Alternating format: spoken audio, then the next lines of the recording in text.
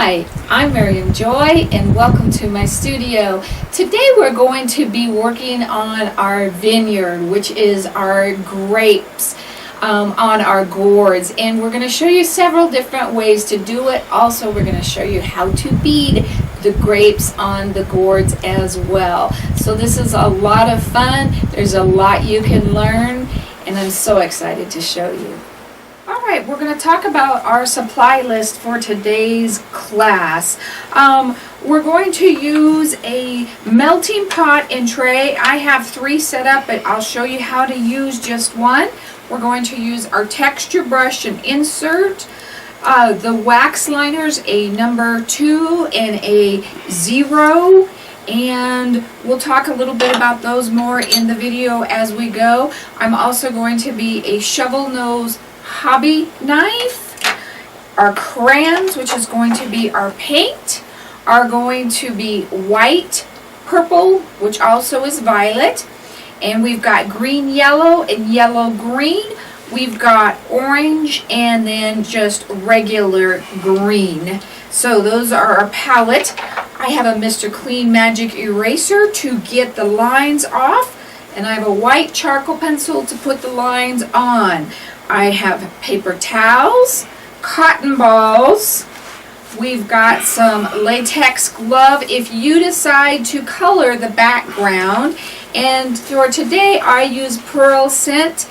I used a yellow to color the background with. I've also got scissors, varnish of your choice, a tray to color your gourd on if you're putting the background color on so you don't spill any of that as well.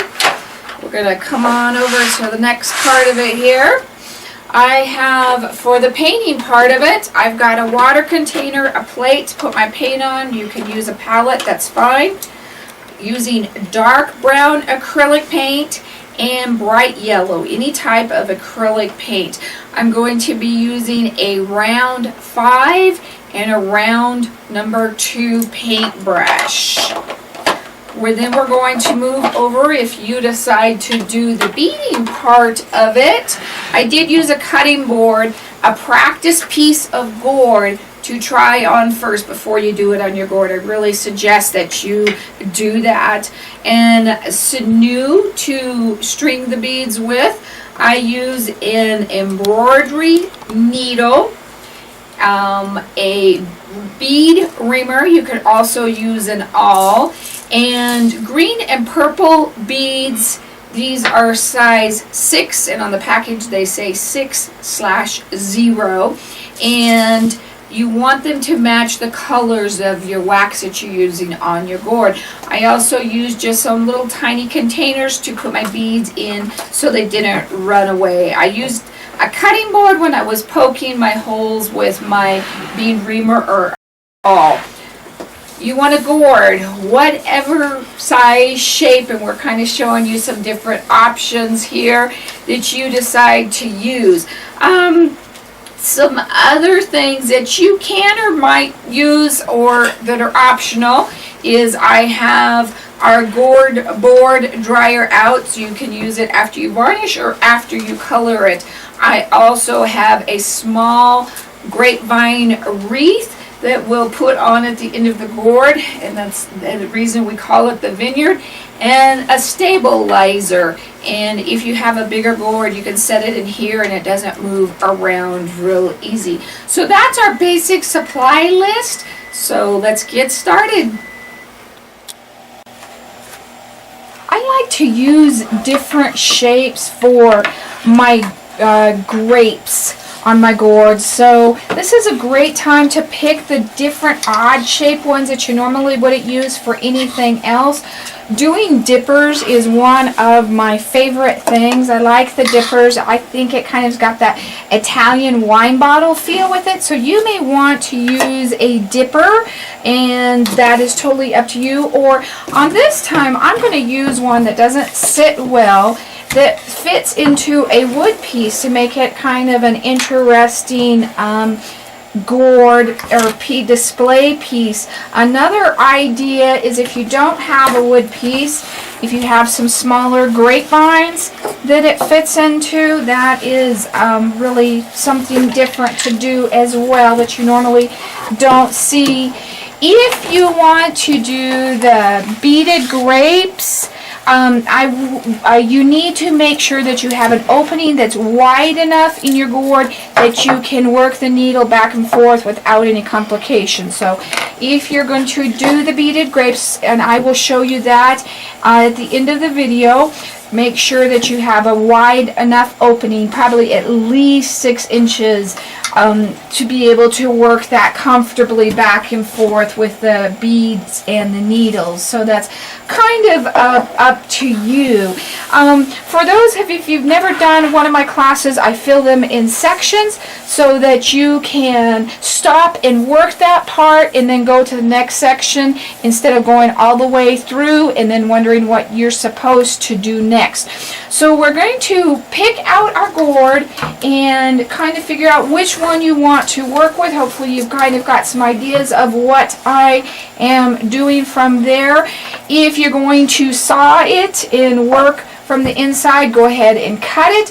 I spray my inside with just regular inexpensive 98-cent spray paint from Walmart, but that's up to you.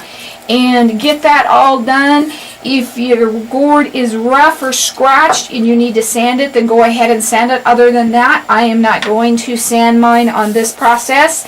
And then we'll talk about the next step.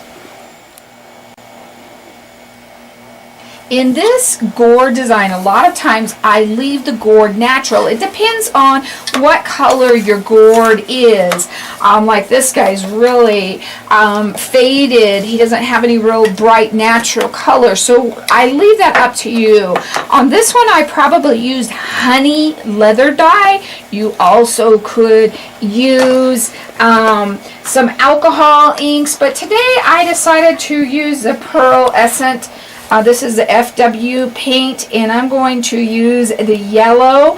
And this I purchased from BlueWhaleArts.com, another great gourd supplier. And if we don't support our gourd suppliers, we won't have them. So please help keep those people around. And I'm going to use my gloves. And this just has a little bit of a pearlescent color to it. And we're going to shake it up here, and I'm going to use a cotton round to apply my ink with. And just simply pour it on. And I always start at the bottom of my gourd, because if I don't like the color of it, and this guy's kind of hard to hold on to, I can change it before I go to the rest of my gourd. And I do it in little small circles. And I continue working all the way up my gourd. Not a bright, pretty color. It's going to have a little bit of a shine, a pearl shine to it.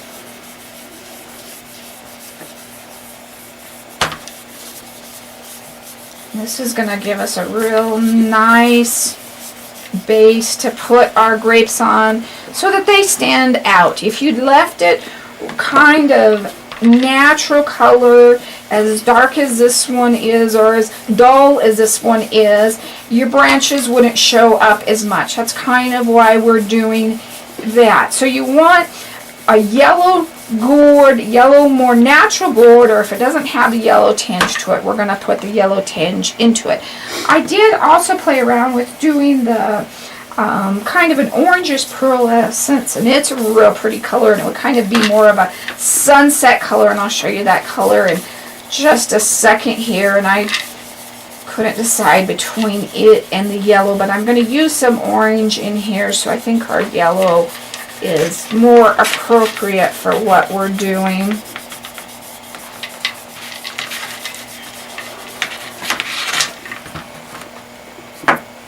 And the orange here, you can see that's a real pretty color as well, and it's kind of a, reminds me of a sunset.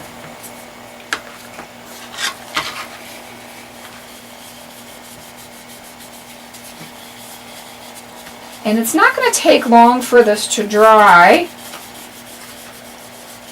Now I've got my dry board out just to lay it, just to finish drying it on there.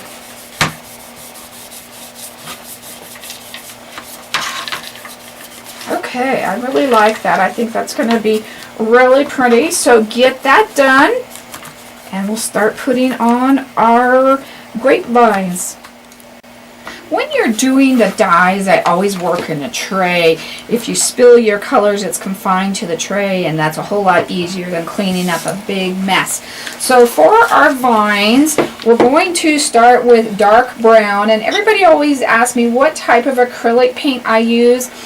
Use what you have and what you can get a hold of. Don't worry about it being a certain kind.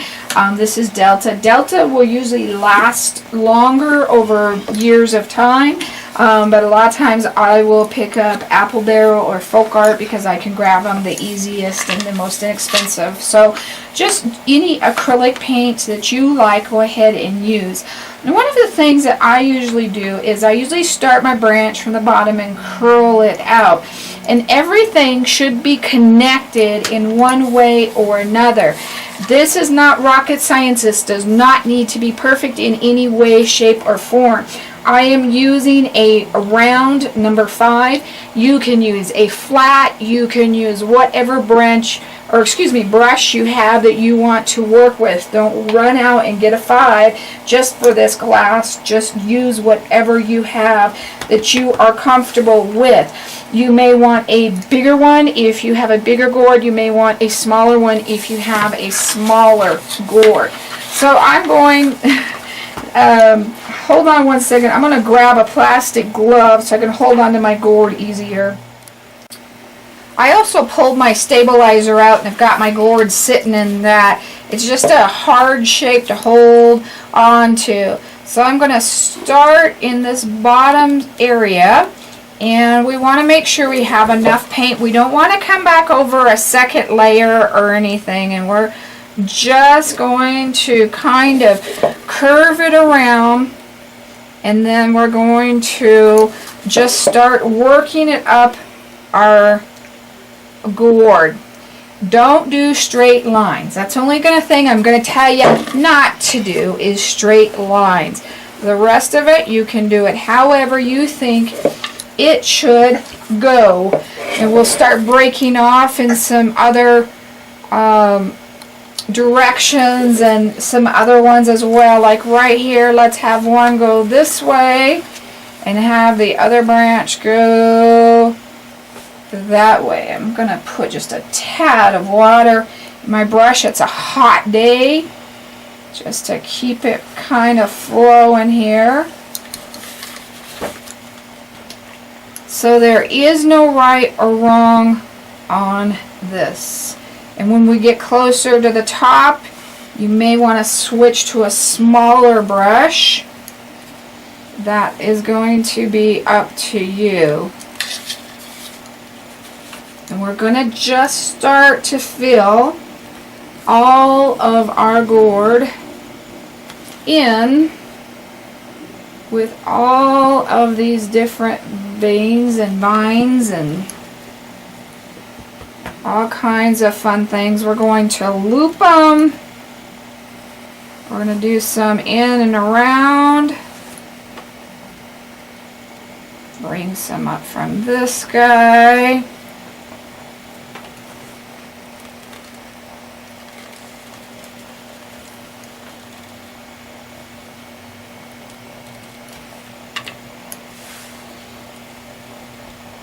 Make sure if you pick one up like that, that you don't have that line. Work it back in that direction there.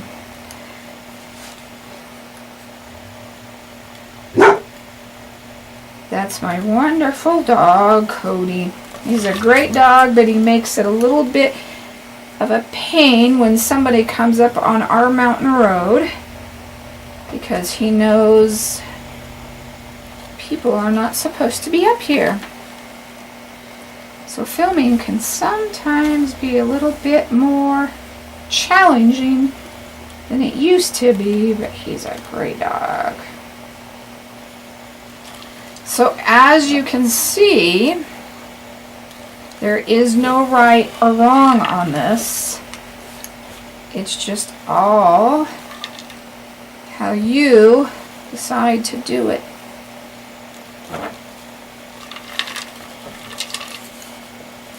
We want to fill in some of these bigger areas.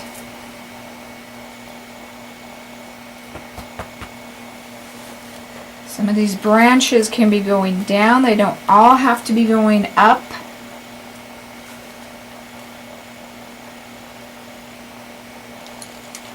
And I have all three of those lined up, so we need to kind of do something to break that up. Shouldn't be that uniform. I'm going to switch to a smaller round here. Got a 4. I would probably like to go to a 3. That 2 looks good. So I can start getting some of these smaller veins in here.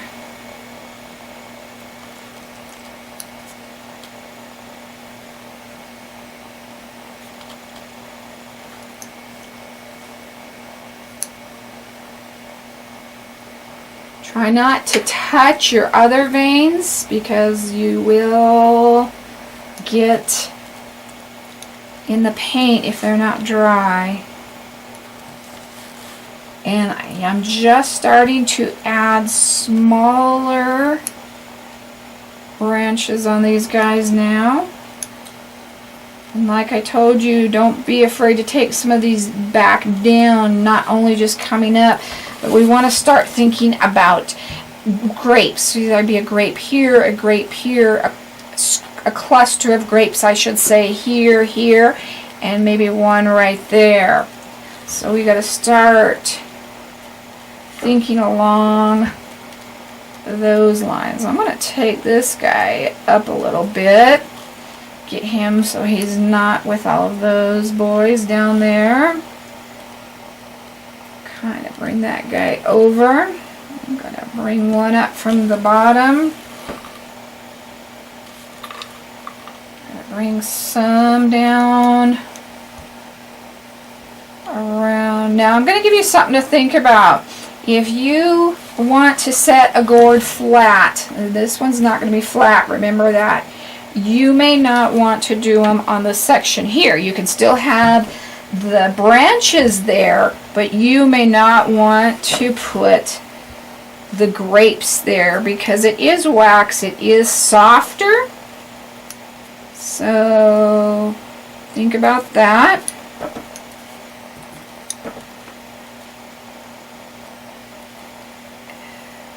And we're just starting to put all these little guys in. Wisp them. Their ends can be wispier, and I did 2 that look exactly alike here, and you don't want to do that. So we'll change him up a little bit there. And you don't want to have so many, and you don't have to put grapes on every one of these either. So even if we're putting a branch there, does not mean that we have to put a grape there. So that's going to be up to you. But we should be getting these pretty good.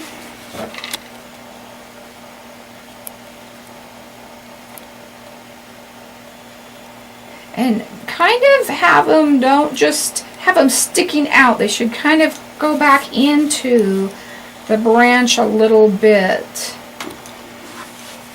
Remember what I said, when you start that one from where it was, blend it back in.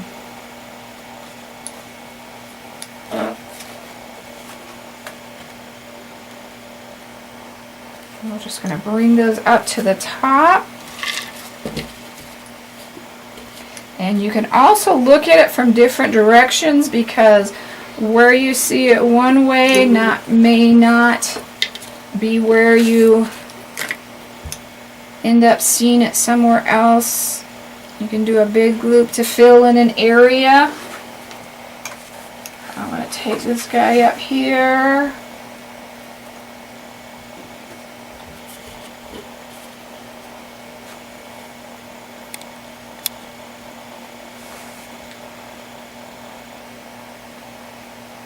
Bring it all the way to the top. They don't have to all come to the top. And remember, those grapevines get some little squiggly guys. So finish him up. Make sure you've got him pretty well covered with the brown. Let that dry, or we can start working on the bottom. It should be pretty dry by the time you finish up the top. If you got into any, we can fix them. We've got so much going on top of this that don't even worry about it being perfect.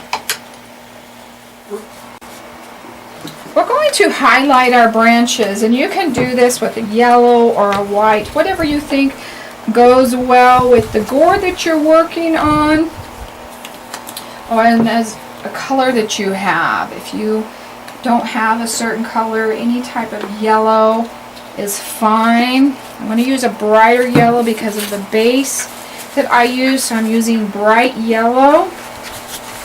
And I'm not going to worry about being politically correct, let's say, as far as where the shades are coming from. And you can see I didn't make this absolutely perfect. I did it on purpose. When you look at vines are here and there and everywhere, this is not perfect. It is not supposed to be perfect, so I don't want you stressing out about it. But our highlights, I'm not going to worry about where the sun's coming from or anything like that. We're working on a round gourd anyway, and we're just going to come in and highlight the vines here and there. And like I said, we're not just going to worry about it being absolutely perfect. We just want to add some different layers. So there is no right or wrong. You do not want to do the whole vein, and you want to stay on top of the brown. But other than that, I'm not going to tell you how much to do, how little to do, anything like that. And like I said, you also could use white, or you could use yellow and white, whatever you kind of think you need. And I'm not going to do the small branches as much. I'm just going to do the fatter, wider ones where we've got more area. So that's kind of up to you.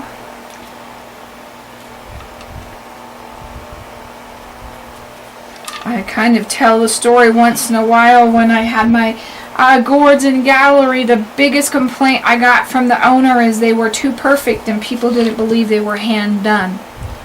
So think about that one when you're painting and doing and trying to get it perfect.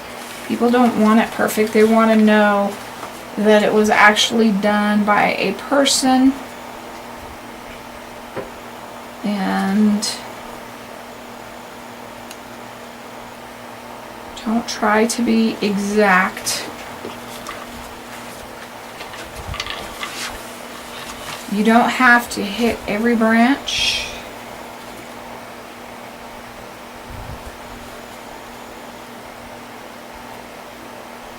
And like I said, I'm not going to worry about getting it on these real little ones. I think I am pretty well done. We're going to go ahead and plug in our melting pot. Do not load it with crayon. We're going to put our texture brush and insert on the top of it, so whatever, so that can start warming up after this dries. But I do want to also tell you that everything today that we're doing with wax can be done the exact same way with paint. The way we're using a texture brush, the way we're using the wax tools, everything, instead of being done with the wax, can be done with the paint. So if you wanted to have one that was going to be set outside or something like that, you could do it with the paint the exact same way. You will not get the texture that we get with the wax. That is the only drawback to that. But other than that, you can do it the exact same way. So get your yellow on, get your paint dry, and we're going to do our texture in our background. We're going to take our texture brush insert and put it into our empty melting pot and let that warm up just a minute. The texture brush and insert are Miriam Joy products only. I use one for each color, or like this one for green. You always want to start out with your lighter color if you're using one brush, and that way you can clean it enough to go to the next color. And I'm going to just clean this guy a little bit. And what you're doing is you're just kind of melting all of that color or wax out. And another thing we're talking about is putting some brown in. We're going to take a look at, after we get the green in, and then maybe do some brown texture as well. We'll see if we want to do it with wax or if we want to go back and use that with our vine colors. So those are things that to kind of think about as you're working. But what we're going to do is we're going to lay the bed for the grape clusters. And I'm going to start out with my lighter color first, which I'm going to be green yellow. And the last name is the color that it represents more. So this one represents yellow more. I've also got green yellow, or yellow green. And see, this one is more green. So that's how you kind of know the difference. And you can peel the paper if you want to, or you can start by using the tips or the tail part of it. And we're going to do a nice even coat all the way across the top of the insert. Just a nice thin coat. You don't want too much. If you get too much, it starts to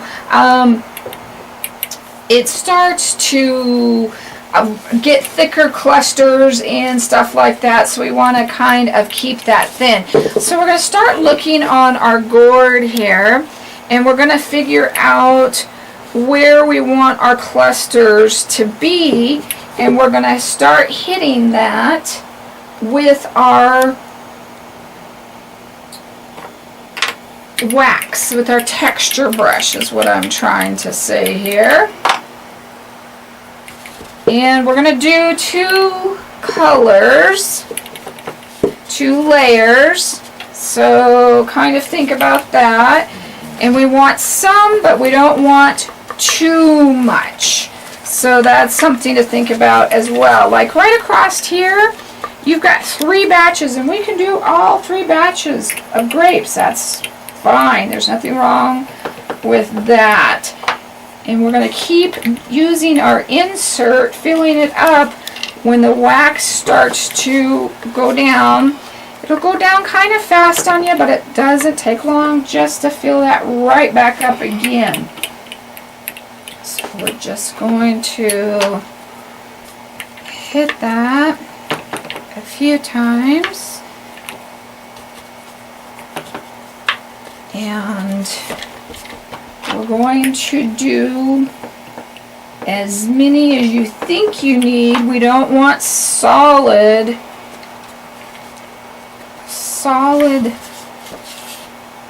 grapes here. It's okay if some of them are closer to other ones, but we do want to keep some of those separate here. And if you see an area where you have a branch through, but you don't have a small one, that's okay. You can still put it on there.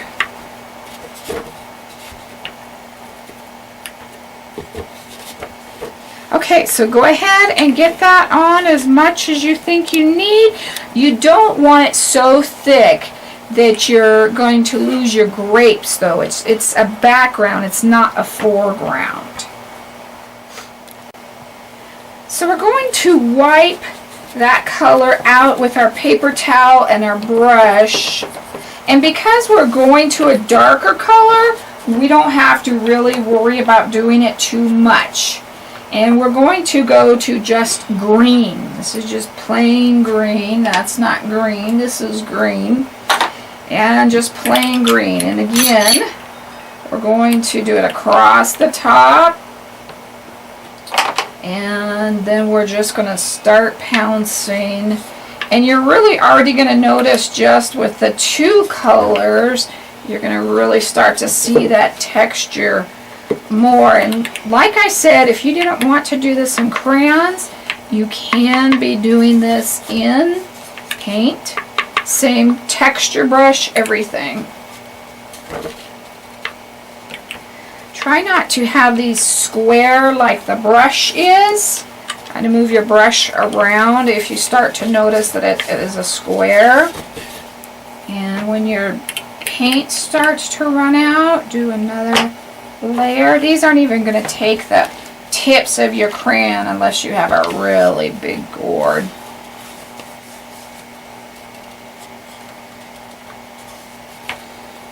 If you had a really big gourd and you wanted some veins, branches, but you didn't want too many, you could always put some brown in between. I don't think at this point in time I'm going to put the brown behind it yet. I may come in later and do it, but right now I'm okay with the way it is. I don't want to get too much because I want that more as a background. So go ahead and get that on, and then we're going to unplug your melting pot. And we can teach you how to do it all in one color because we're basically using that. But because this guy is hot, make sure you take your paper towel and not do that with your bare hands. We didn't unplug him. Just clean him off, but he is really, really hot. So you may want to leave him on your paper towel to even cool. And then I'm going to clean my melting pot with my cotton ball and get ready for our purple colors. To keep these videos short, we do have a video that shows you the basics of the wax technique. It walks you all the way from the beginning to the end. Just take this little bit of information, plug it into your computer, it takes you right to that link. It walks you through that. If by chance you need help, I also have that available on a DVD I can send to you if you need to, but I hate to include it because I have so many people that do each class and they're getting the same information again and again. We're going to be using purple, and I always tell you the color is the color of the tip. So this is almost black when it dries, so we're going to be adding white to it, and in this time we're going to be adding white more so as we go along to even add some more lighter layers. So I am going to add this to my melting pot, break it into two pieces and put that in there, and then I'm going to add a little bit of white. And I'm going to start with a small amount because it doesn't take very much white. We're going to let it melt and kind of see what that color turns out to be. We'll probably have to add some more white. But I'm going to be using my number 2 tool. And the person that named it that didn't realize how hard it would be to say that again and again and again. But I'm going to be using the small end. You can use the large end because we're starting with a larger dot. But you're doing descending dots. That means you're dotting more than one time before you reload. So that's something to think about. And I already know that I need to add a little bit more white to get that purple color I want. And kind of think about how much you added or what your color looks like. You could even do a little test piece on a piece of paper, or I do it on the bottom of my gourd to kind of see if that is light enough for me. And I think I'm going to go just a little bit more here. Sorry to my camera guy for moving it so close to me.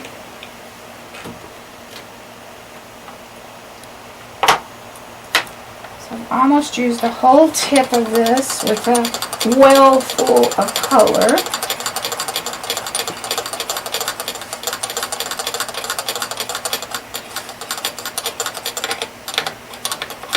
Another pretty color to do the grapes in that you may really like, this is called Purple Mountain Majesty, and I really like that color as well. Let's see how much we've lightened this from how dark this was. So let's take another look here.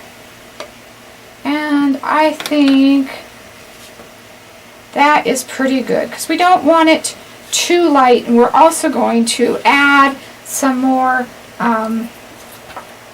layers, some lighter layers as we work along, so maybe just a tad more, not much. And I do this with all of my dark colors, my blues, my purples, all of those, because they're almost a black color when you apply the wax.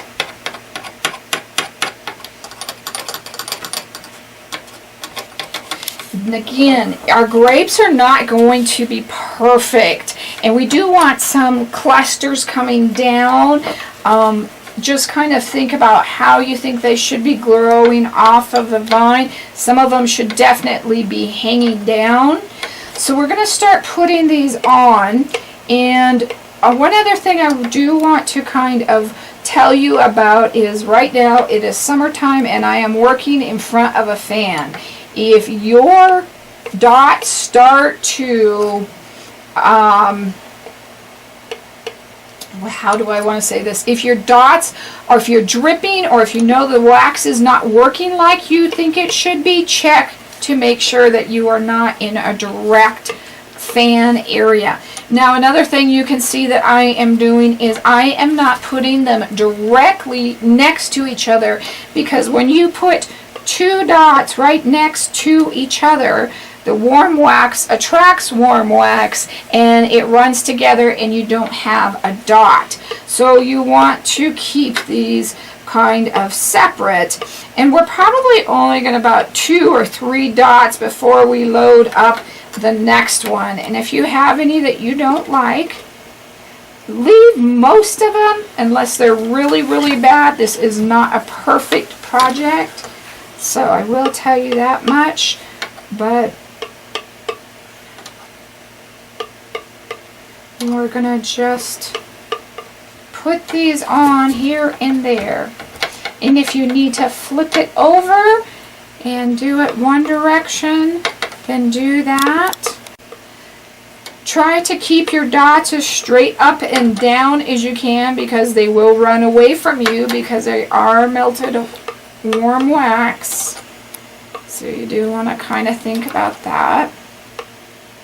And when you're doing the tips of those, you want those the descending dot. You don't want a big fat one down there at the bottom.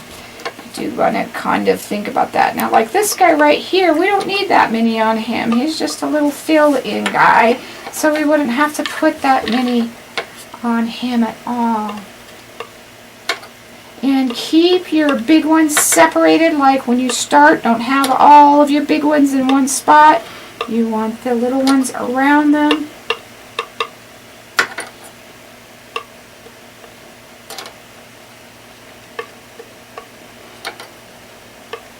And when you notice that your dots start to get extremely smaller, reload your wax and try to match your color up as consistently as you can. Now see, I got a boo-boo, a drip right there. Wait for these to dry. Remove them.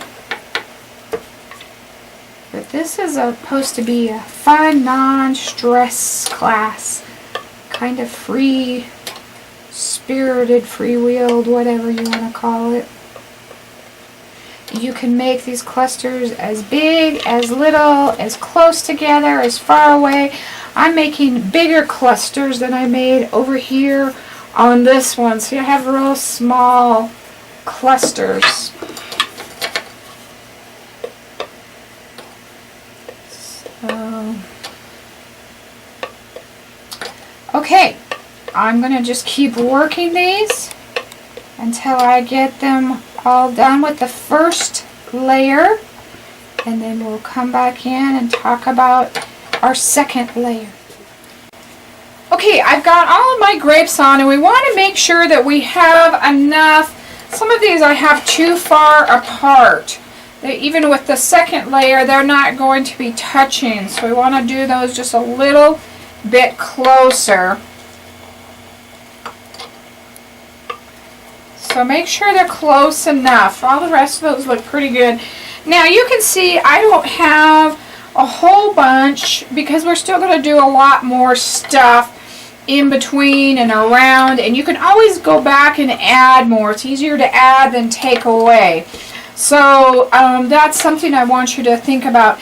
Another thing is, if you start to drop and you're noticing that your wax is dropping before you get into your gourd, you're moving too fast. So slow down if you notice that, and it's not air blowing or anything like that. Slow down. Don't be more than a foot away from your wax. The closer you are to your wax, the better off it is. So now that we've done our first kind of round or base, we're going to add more white now. We're going to kind of try to find that middle color of purple. If you were doing smaller ones and you wanted to switch to a smaller tool, you could as well, but I don't want to really switch yet to the smaller one. I'll do that when I'm going to do my last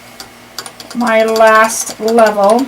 But we're putting more white, and I had enough purple left in that I just added white to that, but you just want to try and keep that the same color if you have to refill it, but it's more of a medium purple. And so we'll do a test down there, and when you can see that difference, and then that's enough of a difference between the two. That's kind of our medium purple. And again, we don't want to touch these, but the ones that are dry, we're not going to worry about, and we're just going to kind of start filling in between these now. And that will be your second layer. And they should start to be touching pretty good with each other. And don't do the big ones where you want the smaller ones. Keep those little still. And we're starting to get those clusters. And if you need to go back and do some more of the darker purple, if you feel you need more of those darker than lighter, then do that. But see, we should have the two-toned there. Like on this little cluster, I didn't want very many in him. He doesn't have a lot of grapes in him. But now you're really starting to see the buildup of the dots.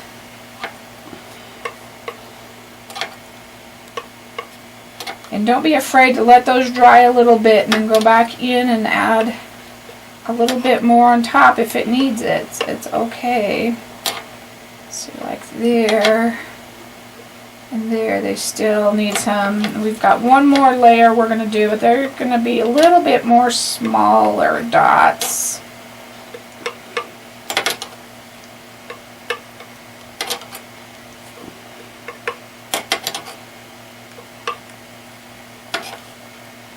So go ahead, fill all of those in pretty well.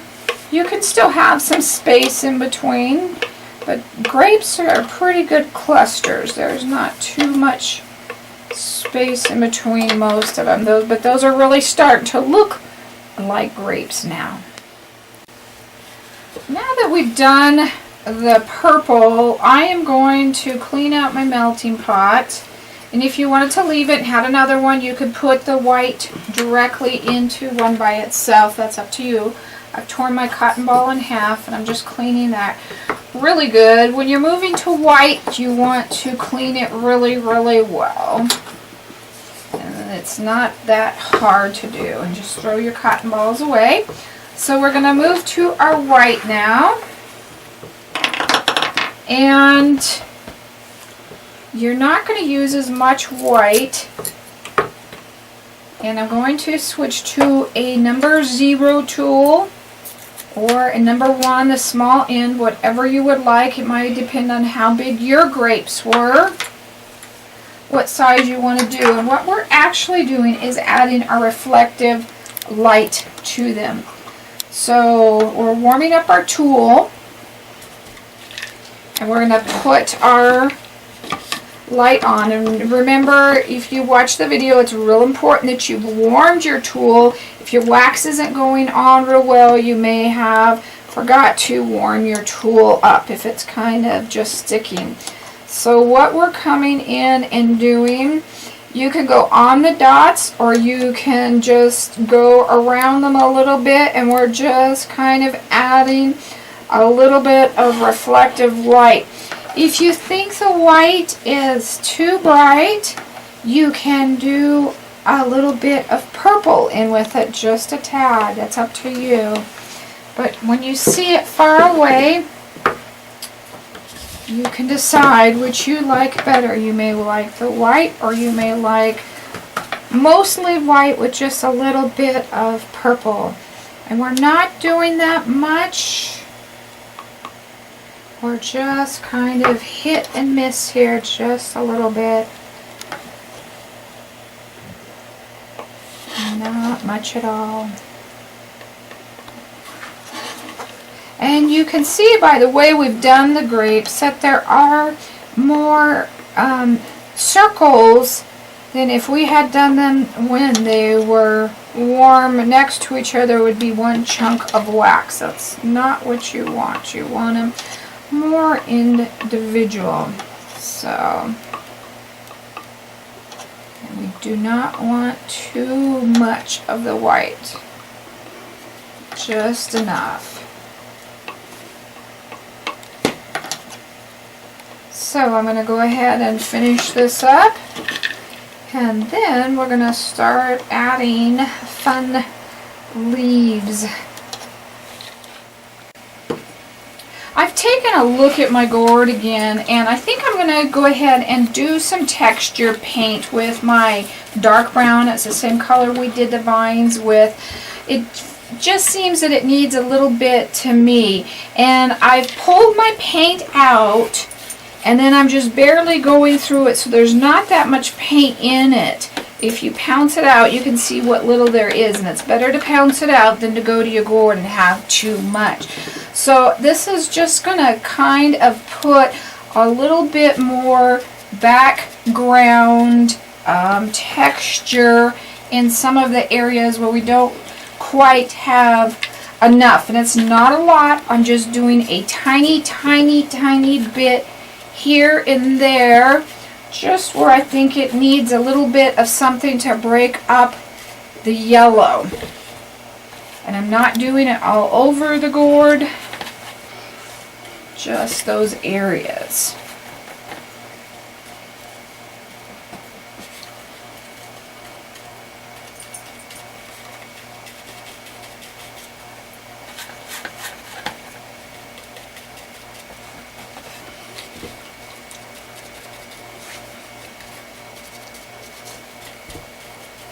And I think that's all I need. That's all I need. So now I'm just going to rinse this just like I would any regular paintbrush with warm water and soap, because I just used the paint.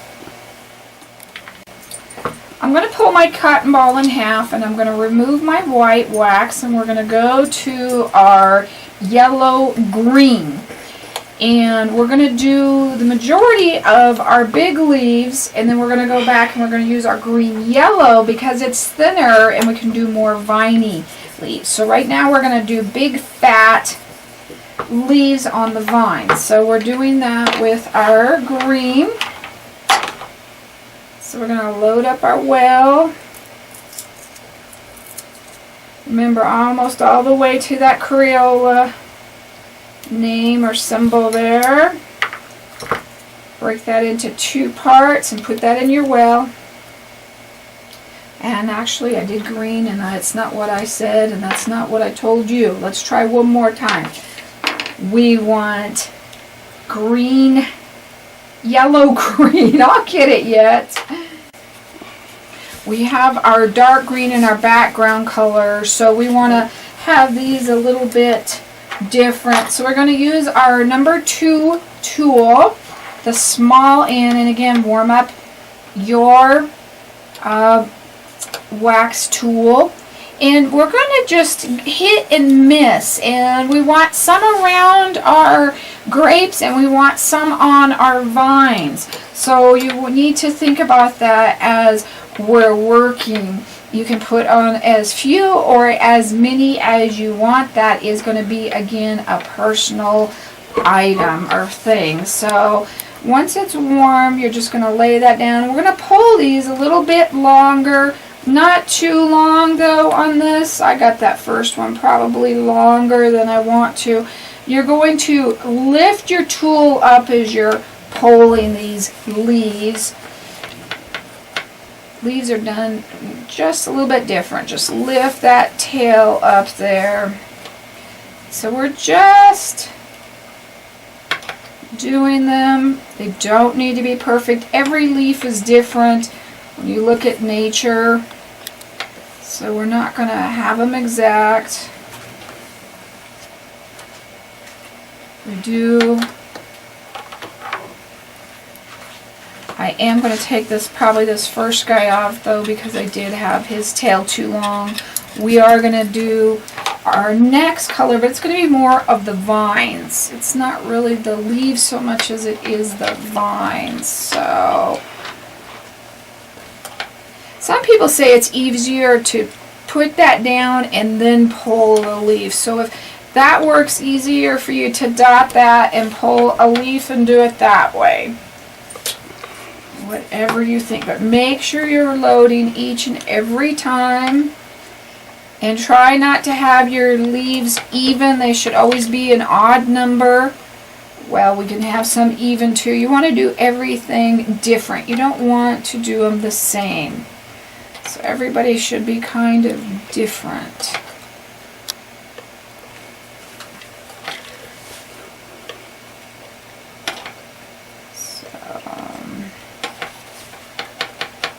And right now, I'm just kind of putting them on the grapes, but I'm going to come back and put them on the vines as well here in a minute.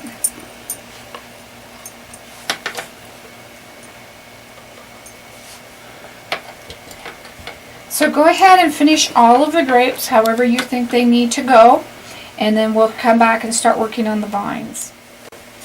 I've done the leaves on the grapes, and now I'm going to come back and I'm going to do them on the branches. And these can be wherever you think you need them. Turn your gourd so it's flat again. These can go here and there. Put some in the middle of the branches. On some of these you need a couple of them together. Some of these should be coming off the little guys, and some of these can even be on the very ends. So we just want to kind of bring those around. The one thing I will tell you not to do is don't have them floating in mid-air. You want them connected to something. So think about that. Put as many or as little as you may want on your piece. I use that one to cover up a green mistake right there. And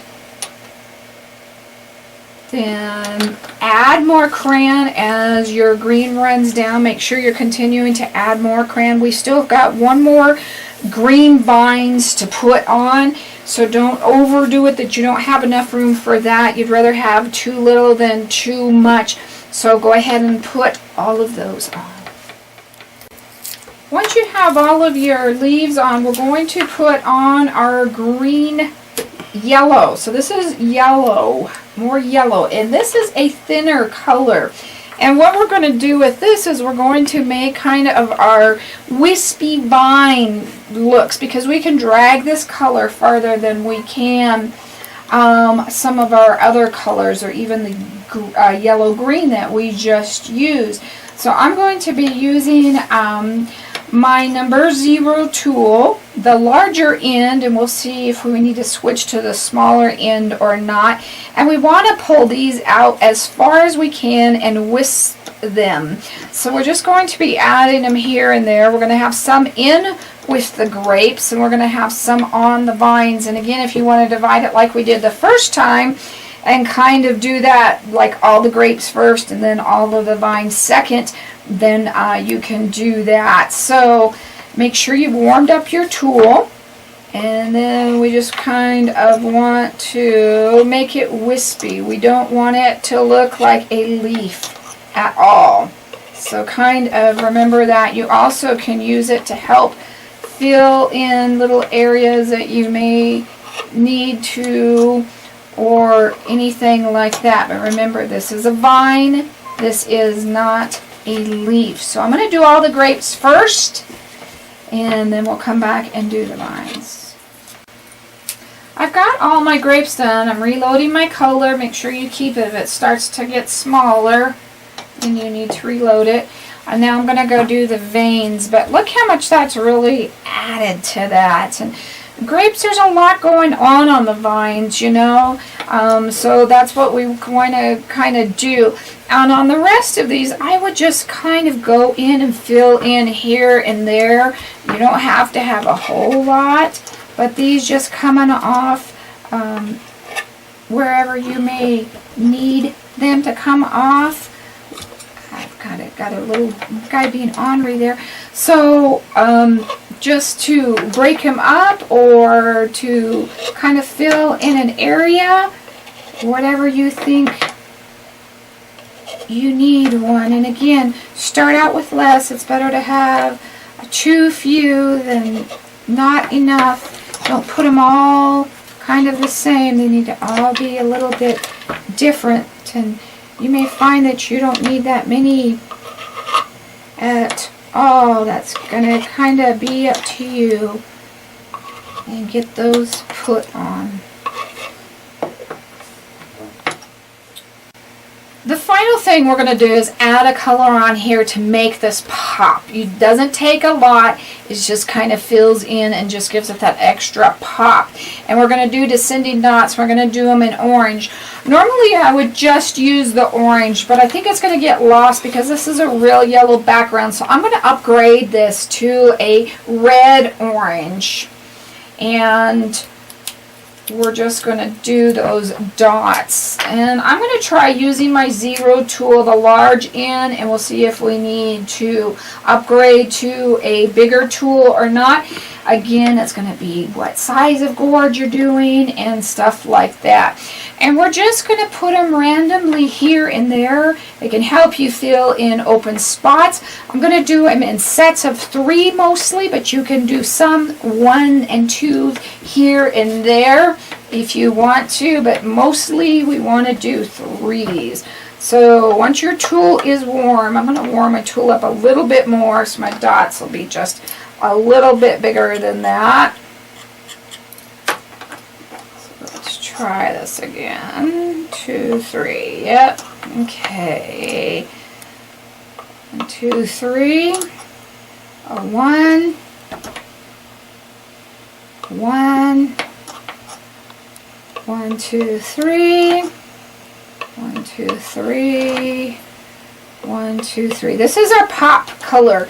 If you guys have ever noticed in a lot of my classes, I have one pop color. Usually I will use like dandelion yellow. It just really makes the piece pop. And there's not a lot of these, but it really brings out the color in your gourd.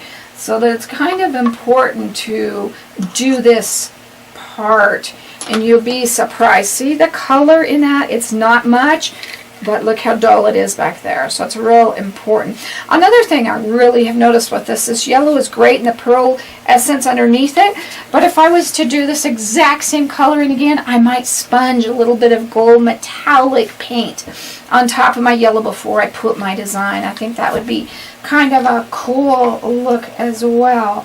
So we're going to go ahead and keep doing these just here and there. Again, you'd probably rather have too few than too many, so kind of look at that, and if you need to come back and add some more, you can. We're just trying to fill in our spaces and get some color in there. Once you're all done, check to make sure you don't have any little wax boo-boos, like that right there. If you need to fix anything, clean it all up. You want to make sure you have everything before you go to do your varnish over the top. You could even come back in with some dark brown again and do even some finer liner squiggles, little veins, vines, whatever, if you wanted to as well.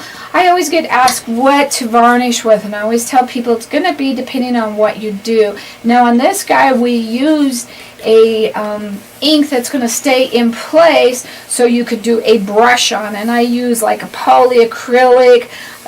You could also do the triple thick brush on, which is a real good hard cover. I do have it on this. You can see how that really helps it, especially if it was going to be in a sunny area, but you always want to do, the more coats the better off you are.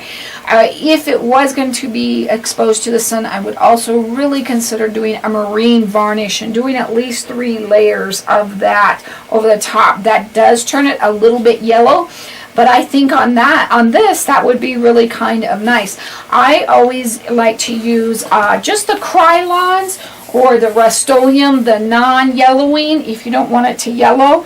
And you've also got your spray on triple thick, which you could do as well. And again, the more coats you get on, the better off you're going to be. And I always tell my customers when they buy a piece, it is wax and it is art, and art should never be placed in the sun, and artwork should not be placed in the sun. And that's kind of how you would handle it being wax if you're going to use some of the more mild varnishes on it and not have to worry about it being placed in the sun. So those are some of the things that we're going to do. I'm going to take mine out. I'm going to varnish it. I'm going to put it on my dry tray in between coats to dry. And I want you to think about this, because I've done this before.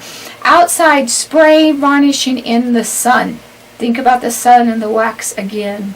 And I've done it, so I know. So if you're outside, it's hot, you're spray varnishing, put it in the shade. Watch your sun, because it's moving as you go. So like under a porch or something that you don't have to worry about it as much. So that's something just to kind of remind you.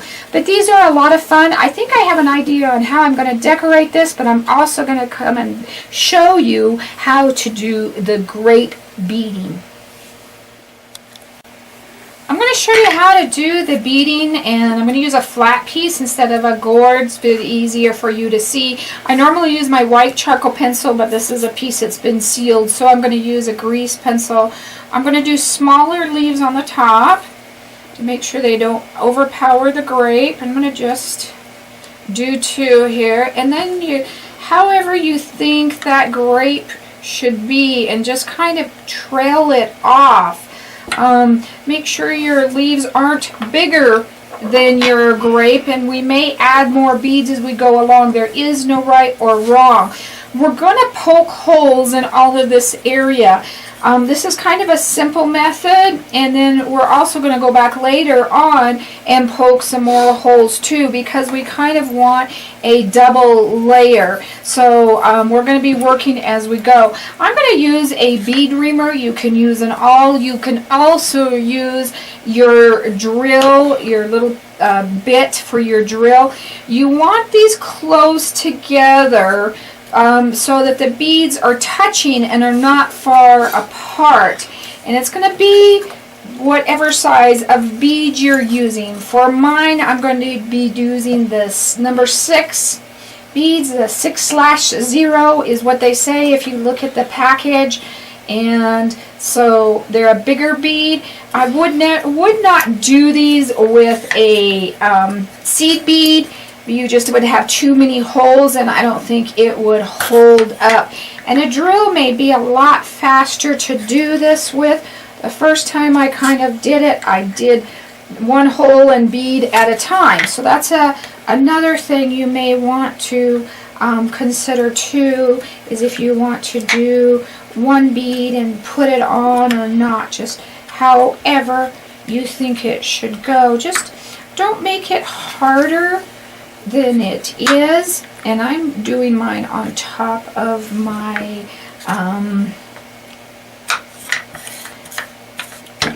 cutting board, thank you, my wood cutting board, just so I don't go into my craft table and poke holes in it and have that messed up later. I am kind of just following my edges of this leaf right now, but you don't even have to do that. So however you kind of want to. This whole gourd that we worked on today has just been kind of a free, follow that however you think it should go, kind of a free pattern, freestyle is a word I am looking for here. I don't know if this would be better than a drill or not. Sometimes with a drill they can bounce around on you a little bit, and it can be kind of hard to control them, and you can have a little bit more control with the V-reamer or the awl. And then I'm going to come back in now and just start punching holes to kind of fill in the area. You don't want them so close that you start to crack in between. That's real important.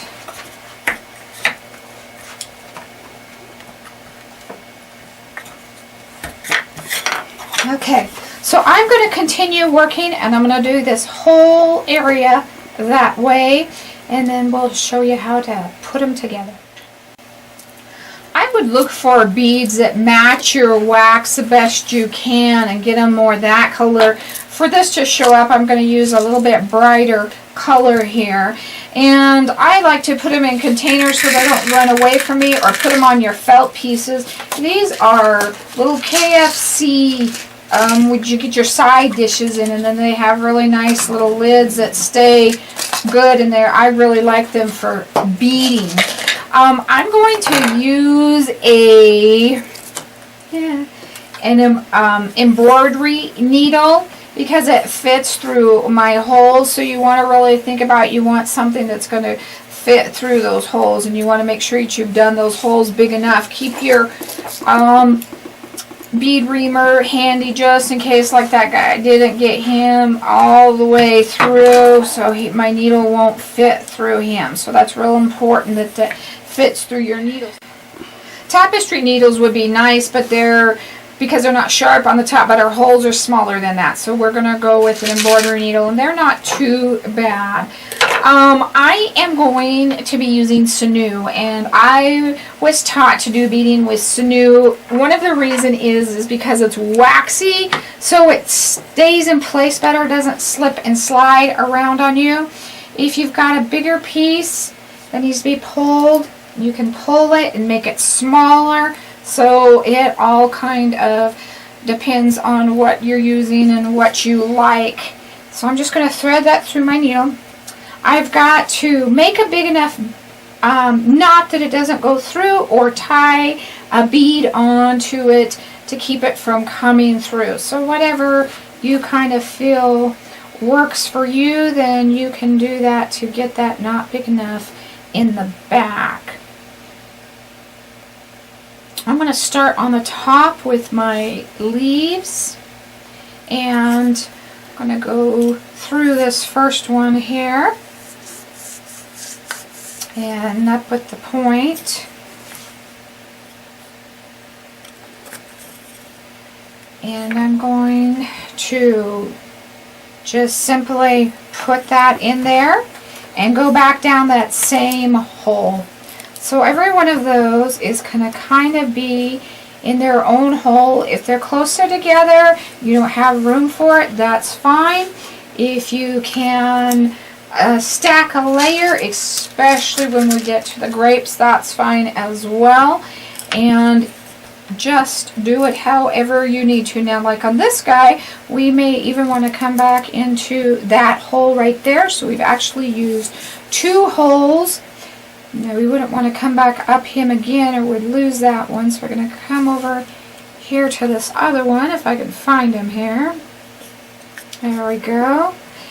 And this is really, like I stated before, it's really, really simple.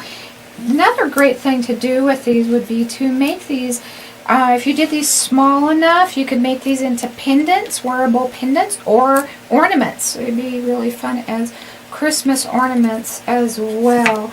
And if you want to lay the bead a certain way, so it's laying down, it's standing up, those are all kind of things to think about.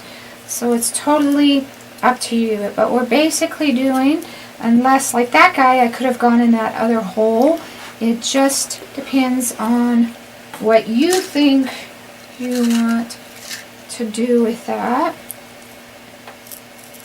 And you can see it's starting just to fill in nice. I'm going to come up here because I got a space between there. Instead of poking another hole, I'm going to come back up under this guy here again and go to the other guy there. But we're just filling in. I know I keep saying that, but it's really that simple. And you saw me just move that bead down from the top if it wasn't quite where I wanted it. So I'm going to do one here to there. You wouldn't want to come up the one that you just did or your bead would fall off. I'm going to do one there to there. And one there to there. And how long you're working with your thread, if whatever is comfortable for you. If you're comfortable with a long piece, then cut a longer piece. I'll show you what happens when you come up that same hole there. See, it just pops right back up. So you're back to where you were, so that's a reason. But like this guy right here, we just come in him. I can find him here. And we're just going to put him in there. And I know I want to fill him more up this way. So you can go this way or that other one. Either one of those is good.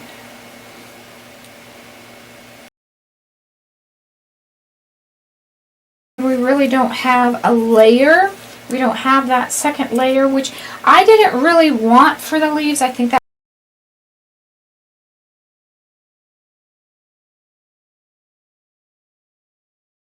I'm going to continue on working on my leaves here.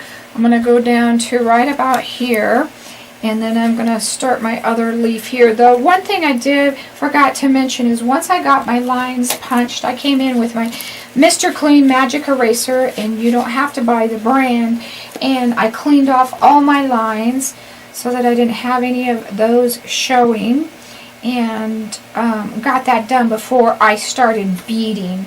So that was kind of important, I feel. And so I'm going to go ahead and get these worked on. If I feel there's any part I need to talk to you about, I will come and talk to you about that. Now, I do see one thing starting to happen here. I'm starting to get a line there, which I do not want between the two. So what I'm going to do is I'm going to come in and put a bead in between those to kind of throw those lines off.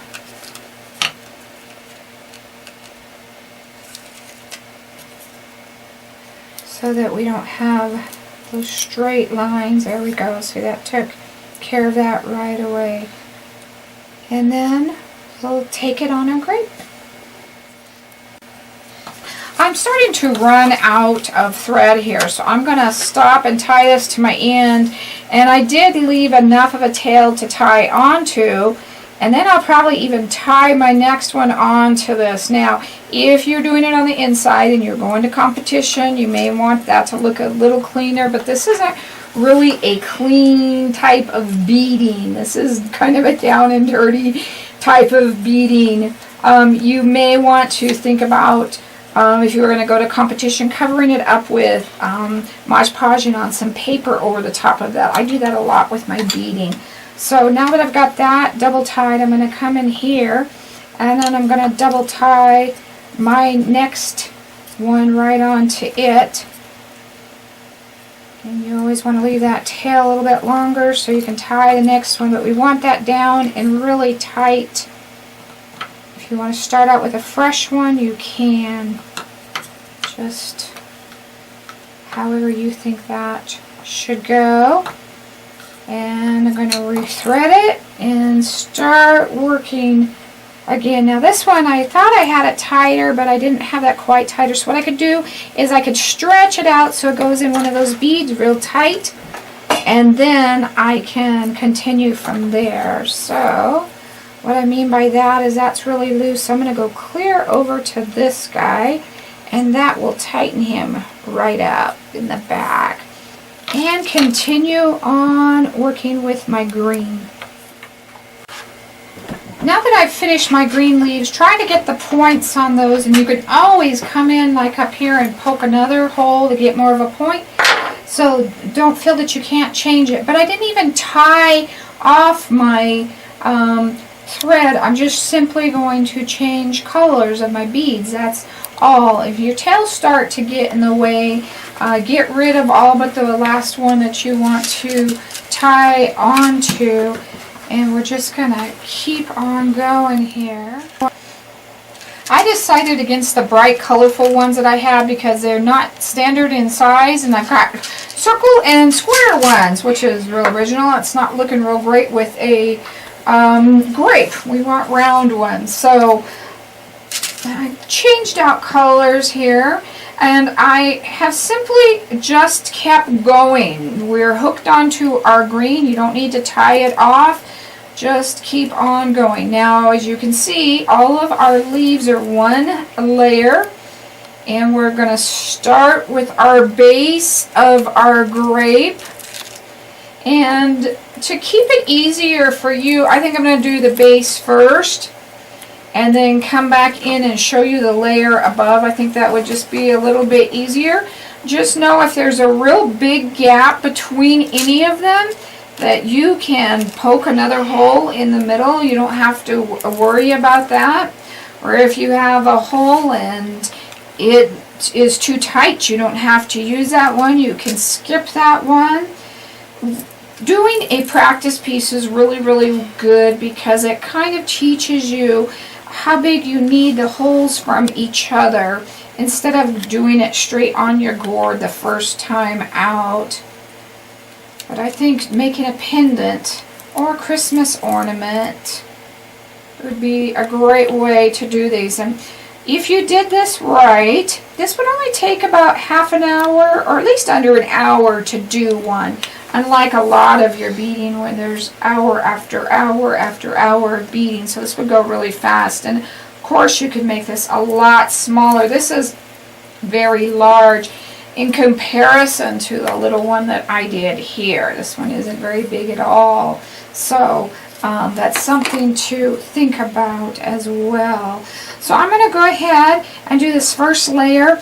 Another thing I'm going to tell you is along the edges, I had it too perfect, so I come back in and I poked some holes just to break up that perfect shape, because grapes are not that even.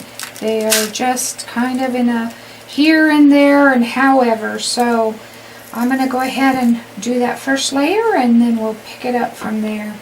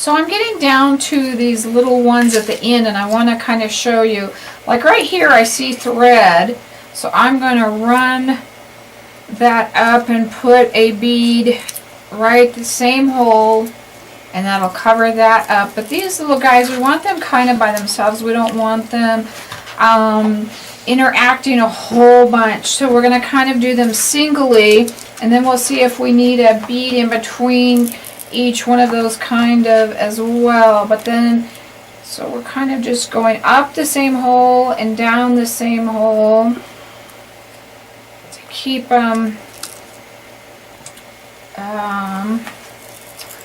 kind of individual more so, but we're probably going to come back and add in between each one. It looks like to me they should be touching, they shouldn't be kind of free floating. If you like them free floating, you can do it that way, that's okay. There's no right or wrong, like we've talked about. It's just getting the beads in there. So I've done that, and I'm going to come back now and I'm going to bridge them together. So I'm going to come up with this next one up and put a bead in between them. And if you have a space where it's really big too, if you didn't want to put another hole, you could put 2 beads in it. So you've got that option as well. So we've got that one. So we're going to come back in here and do this one between those 2 now. So it's branching and filling those in. So that's looking a lot better. So we're going to come up here.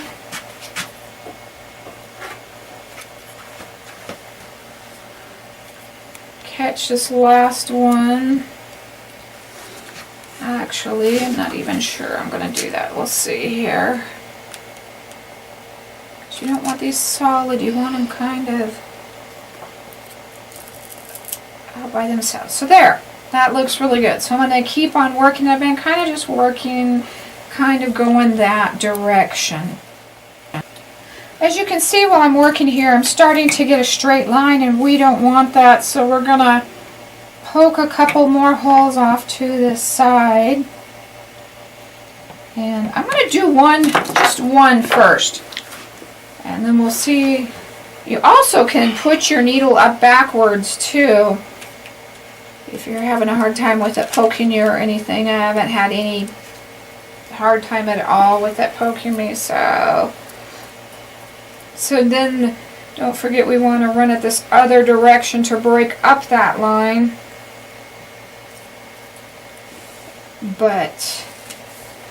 And then we'll see if we need a couple more, or if just the one hole outside of it was enough.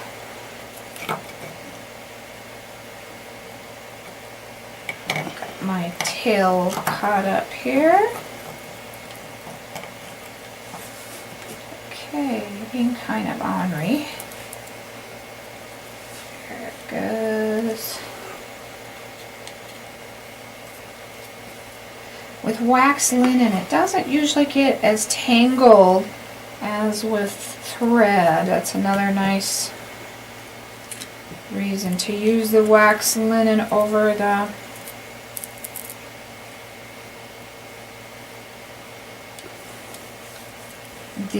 thread. I just like it because it holds it in place. So I'm going to go ahead and continue working. I might add one more between here and here, but other than that, I'm not sure I'm going to put another one on the outside of that or not. So I'm going to do one between that one maybe. And I've got the thread showing there, so I'm going to just put a bead straight up and straight down, and that will cover that thread up on the outside. We've finished the bottom layer of this, and we want to come back and put a few here and there. And it doesn't have to be a lot. As you can see on the little one, I think I have 6 total, but that's a lot smaller area. One of the things you want to look at putting on are like a bead that doesn't quite look as nice, or if you have extra room, And we're just going to pop up and hit some of those areas. And we don't want to pull the bead all the way down. We want to leave it on top, so we don't want to pull it real tight. And you can go up and down the exact same hole. The bead will hold it in place, and you're just going to have here. I've got a little bit of an area you can see, so I want to do that. Now I don't want to go down that same hole, it'll stay right on top. I want to go over to the next little area right there, if I can find it with my needle, and it will stay up on top. So we're going to just do a few of these, and you can just kind of poke your needle in the back if you don't know where all you should be hitting, if you're pretty even. But we want it to have that look of grapes. We don't want it to be flat. This gives it more of that 3D effect.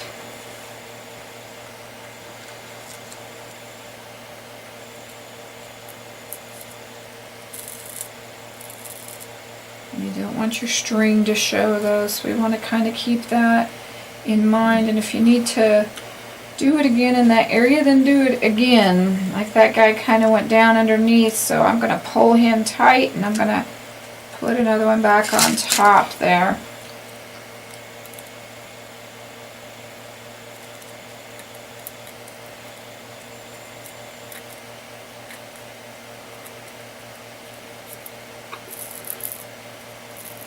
You don't want it too big of an area if you're going from thing to thing, because you don't want the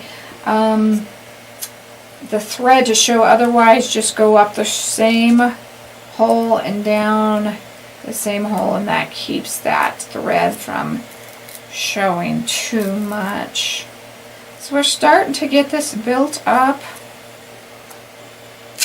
and I am just going to keep doing it until I think I've got enough.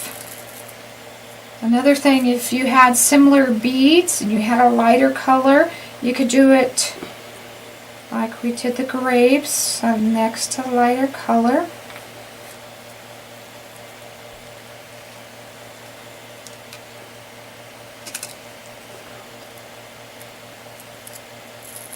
So I'm going to add a few more here and there, and then we'll finish up. Alright, I went ahead and finished it. I pulled just like one down here, but I have a few because this is a little bit bigger grape, maybe a dozen, but it's not all over the place, so it just kind of gives it that real 3D effect. And I'm just going to flip it over here, and I'm going to tie it. If you want to, you also can put a dot of super glue or E6000 on the knot after you're done to help hold it into place. That's another thing that you can do to help keep that a little bit tighter and not worried about the knot ever coming out.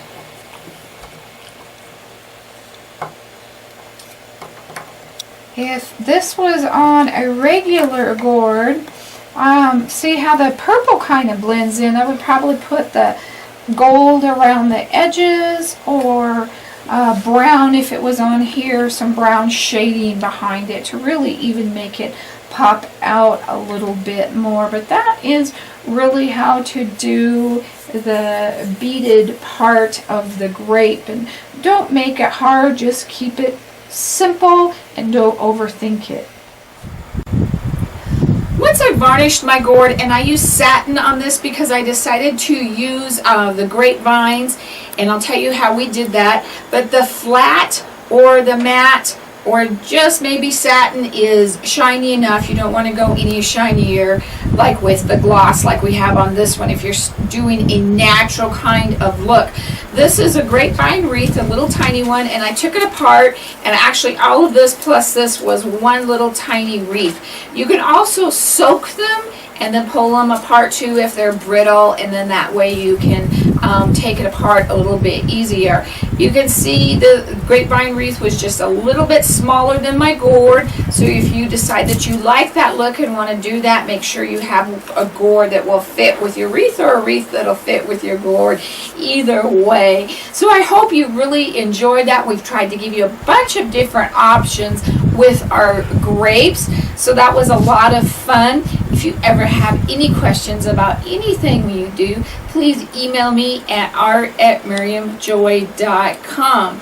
You also check out our Facebook page or our website at miriamjoy.com for new fun classes. Thank you for supporting us. God bless.